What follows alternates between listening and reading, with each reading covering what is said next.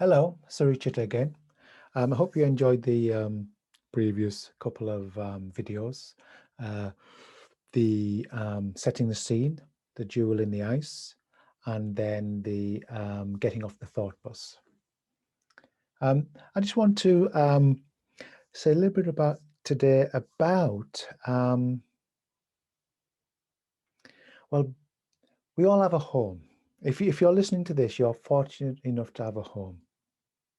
And a home, ideally, not always, but ideally, is a place of safety, a place of comfort where we can kick off our shoes, put on our slippers, and relax. Okay, ideally, that's what it is.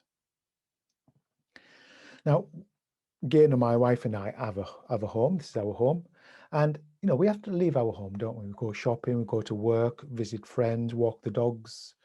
That's what we do, walk the dogs, and we go away for longer periods. We go to Italy for a holiday and come back. And when we've been away for a longer period, we check around the house, don't we? And any break-ins, leaky tiles, broken windows, everything okay? And okay, yeah, we have a check around. Everybody has another home, even if you're unfortunate enough not to have a house home. And that home is the body. The body is our home. It's always present. Some people have a difficult relationship with their body. It's still your home. Meditation, if that's the case, meditation, contemplation is about changing that relationship. The body may not be perfect. Mine certainly isn't. Nobody's is, because we look at it with a particular eye, don't we? So what we're doing with mindfulness is learning to be at home, because that's where peace is. That's where happiness is. It's where the joy is. The joy isn't getting constantly caught up on the thought buses. Going to this place when you don't want to be there, going to that place when you don't want to be there. See, thoughts are that like carrots, they keep taking us away, promising us something. And we keep falling for it. And there's so much distress when we get into the thought-made world. See, when we're in the head, it's very easy for anxiety and even panic to arise, because when we're in the head, there's literally there's no groundedness, there's no centeredness. See, the body is our ground. We ground ourselves in the body. And we live life differently. We live life, we function better because we're not forever getting lost. We are more content because we're not upsetting ourselves with all this going on. And there's just more ease in life.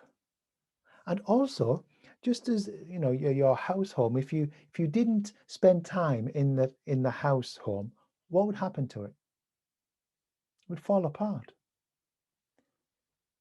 So it's the same with our home here. We need to spend time here, listen to it, feel it. Oh, a little bit of, yeah, bit of twinge at the neck. So maybe it's the way I'm sitting at the computer or whatever it is.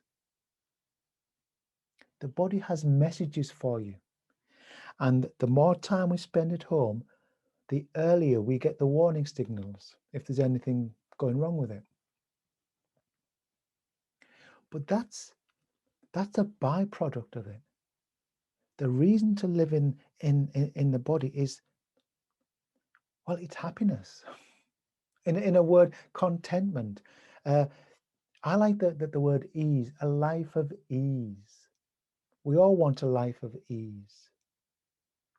Being present with life. We only have one life as far as I know, and I want to be present with it. And I want to share that with you. You can be present with life. You can only appreciate life when you're present with it. And when we're stuck in this world, the thought-made world, or let me put it another way, there are the five senses there. The seeing, the hearing, the smelling, the tasting, and the feeling, sensing sense. The 5 senses. There's also a 6th sense, which is the thinking mind. But most of us spend far too much of our time in that 6th sense, the thinking mind. Think chatter, chatter, chatter, chatter, chatter. You could say it's the chattering mind.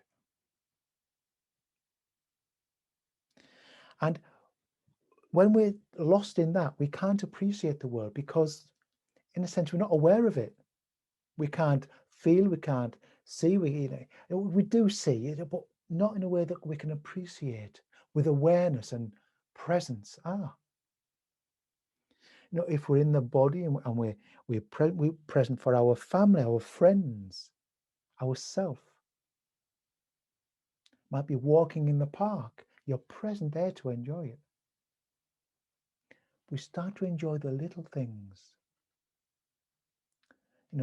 Just walking up the stairs. It's not going to be full of joy, but we can be present with it and just appreciate the way the body moves. Drinking a cup of tea or coffee. Just there appreciating it.